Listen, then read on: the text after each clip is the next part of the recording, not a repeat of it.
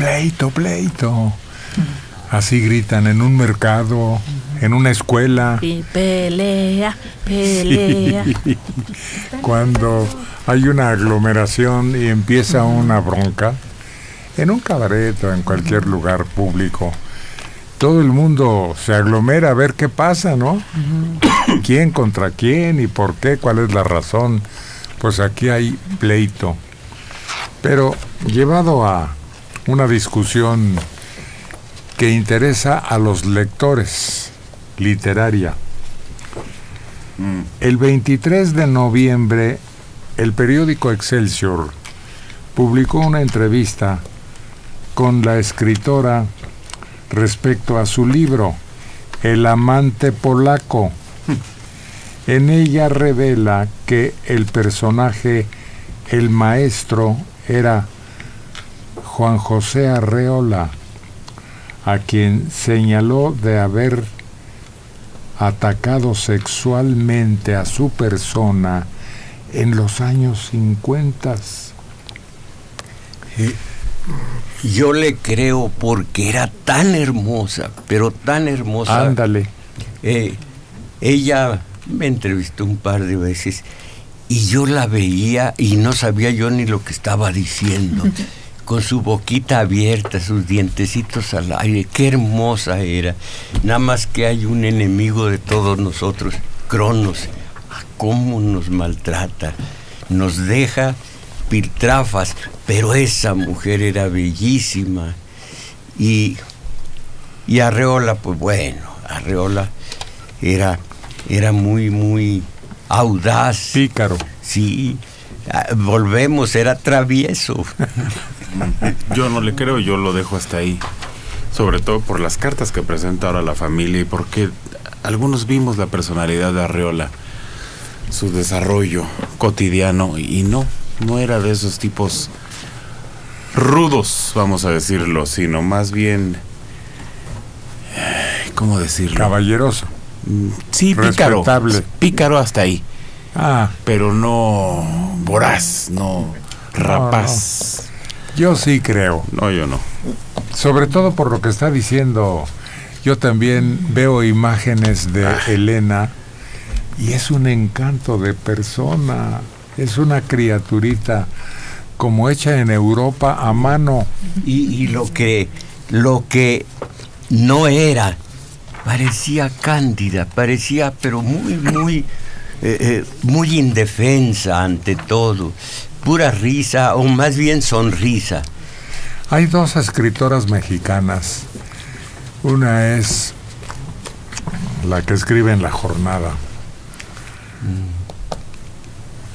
que heredó el apellido de su esposo ya fallecido. Pero ella nunca fue. ¿Cristina? No. Cristina Pacheco. Cristina Pacheco. Que igual que Elena, del tingo al tango, entre gente muy importante. Yo no recuerdo a alguien que se haya mezclado de tal manera como mujer, con tanto intelectual, con tanto valor nacional, con tanta gente de la que podían sacar como en una mina material. Sí, fueron cientos de entrevistas, sobre todo al periódico Novedades, donde empezó. Y era de un candor asombroso las preguntas, ¿no? ¿Por qué se clavó ese dinero, señor licenciado? Sí, ¿no?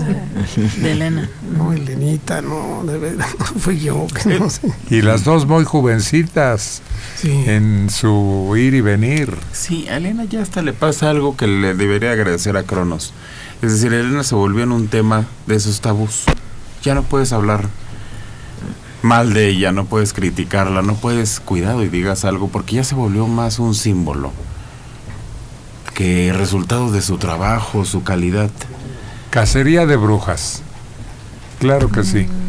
Ahora hay una, pues, ¿qué diremos? Como disciplina, en donde estás obligado ni siquiera a lanzar un piropo porque se te puede voltear el chirrión. Sí, no, es a estas alturas siempre hay un violador en tu camino, dicen. Entonces, Pero ella hacía estas preguntas venenosas, pero muy suavecitas. Cualquiera diría que no iban a tener ningún resultado.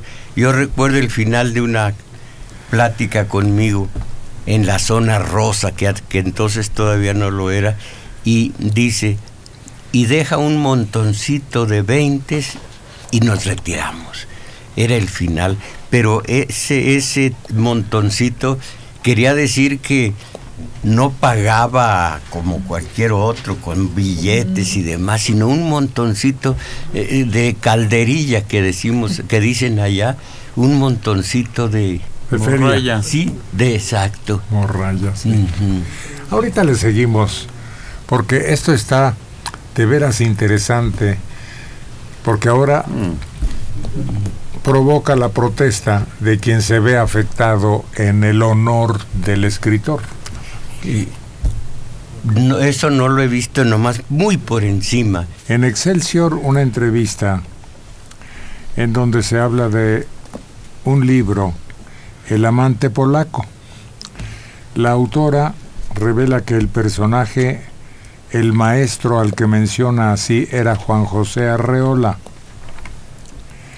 Y ahora la familia de Juan José contesta con una carta que quiere librarse de una injusta falsedad. Todas las falsedades son injustas. Pues sí, pero esta como que retachó en la memoria de esta familia. No todas las falsedades son injustas. No. El mito sexual es una falsedad, pero le cae bien a quien se lo endilgan. No es injusto, dice el que... Pero a la verdad le es injusta. La verdad. Pues no al... No, la verdad, el mito... Bueno, pero es otra cosa. Es la verdad, sí, para la verdad es injusta. Injusta narrativa de falsedades, dice la frase completa. Eso sí. Eso. Bueno, con tristeza y molestia hemos leído en recientes declaraciones de dos conocidas autoras que efectivamente sostuvieron relaciones sentimentales con nuestro querido padre y abuelo. Por respeto a ellas y a él, ausente para defenderse, habíamos decidido mantenernos en silencio. Sin embargo, la verdad de los hechos de aquellos años se ha transformado hoy en una injusta narrativa de falsedades que no podemos soslayar. En abono a la verdad, sin enconos personales y atendiendo la discusión actual en torno a los derechos de la mujer, adjuntamos un grupo de cartas y mensajes de dichas autoras cuyo contenido hace evidente una versión histórica distinta a la difundida y que conocimos directamente. En ambos casos no entendemos el por qué el tiempo parece haber afectado la memoria. Nos rehusamos a creer que se trate de vender libros. De cualquier manera, es una lástima que el querido Juan José no esté aquí para desahogar su derecho de audiencia. Sabemos quién fue nuestro padre y abuelo. Acompañándolo en la vida, conocimos muy de cerca lo que era y no capaz. Su personalidad bondadosa siempre lo mantuvo lejos de cualquier forma de violencia.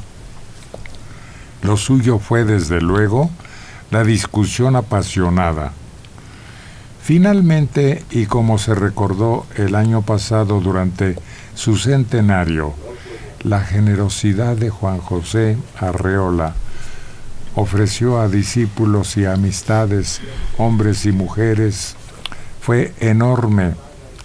Así lo manifestaron incontables de sus contemporáneos.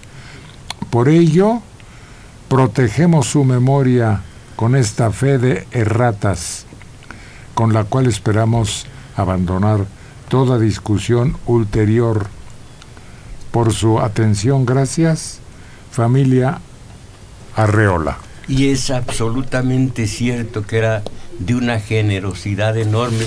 La misma Poniatowska empezó su carrera como escritora con Arreola en un libro que se llamó Lilus Kikus.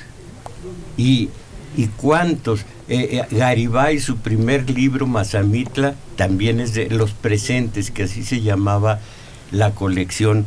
Y oí al propio Arreola decir, un autor consagrado, no hay ningún mérito en publicarle un libro, hay que publicarle a quienes no tienen voz ni tienen todavía prestigio, y es una especie de volado, es una especie de acertijo a ver si pega. Y muchos algunos se quedaron en un libro, el de Los Presentes, eran unos libros chiquitos de pasta gris, parda, y allí Lilus Kikus de Poniatowska, Mazamitla de Garibay, y algunos... Pacheco. No me acuerdo si también, pero que si era generoso, lo era y mucho. Sí, pero yo no tenía una visión, no había un riesgo. Era la visión del descubridor de los valores. Esa visión del tacto, el saber que todos esos libros fueron valiosos, aunque haya sido solo uno. Todos eran valiosos. Entonces no era un arriesgue, era una producción muy interesante. Ya con la presentación de las cartas, esto parece un chisme más bien de telenovelas. Entonces ya con las cartas se da uno una idea de la relación que tenían y de todo. Que si el hijo, que el abandono, lo pasaron al lado de los chismes. Pero lo curioso es que la fe de ratas, es decir, ponemos en una balanza, a ver, Juan José Arreola, cómo manejó su vida, y de este lado una escritora que quiere vender, y que no es la primera vez que nos engaña con libros y con menciones chuecas. Entonces cuando lo ponemos eso en la balanza, entendemos que está un poquito desbalanceada, que se va hacia un lado. Acusaron de plagio. ¿A Poniatowska? Sí. Eso no lo... Sí, me pasó de noche. De su libro famoso ese de Tlatelolco. No bueno, de plagio, de engaño. La noche de Tlatelolco, quien la lea se da una idea totalmente falsa de lo que ocurrió, porque ella habla de la noche de Tlatelolco.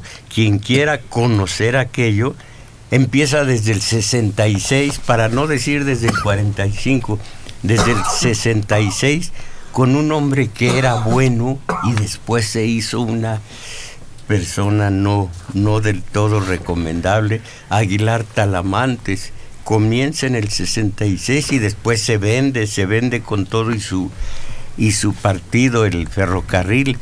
Pero la noche de Tlatelolco, pues mete muchísimo. Aquí el pleito es con Luis González de Alba, que afirma que estando él en prisión, ella le pidió recuerdos o memorias o escritos sobre lo ocurrido en 68, y ella lo incorpora al texto. Como de su autoría. Como de su autoría, no da créditos. Entonces, después, cuando él sale, corrige algunas cosas, le dice, eso está equivocado, esto no es cierto, y ella a su vez saca una nueva edición con estas correcciones. Pero no es solo con él. Pero fue a pedirle permiso. No es solo con él, la bronca de ese libro que le decían, es más, yo lo oí en las reuniones de ellos, decían la noche de Disneylandia. De tan absurdo que consideraban el libro, no solo Luis, sino muchos otros integrantes de ese movimiento y que estuvieron ahí. Porque además hasta lo del hermano se lo dijo Luis. Eso es una payasada, y su hermano no se murió ahí, se murió en un accidente en otro lado y bla bla. Entonces, es difícil. opinar en contra de una corriente que ya se generó hace muchos años y que viene muy fuerte.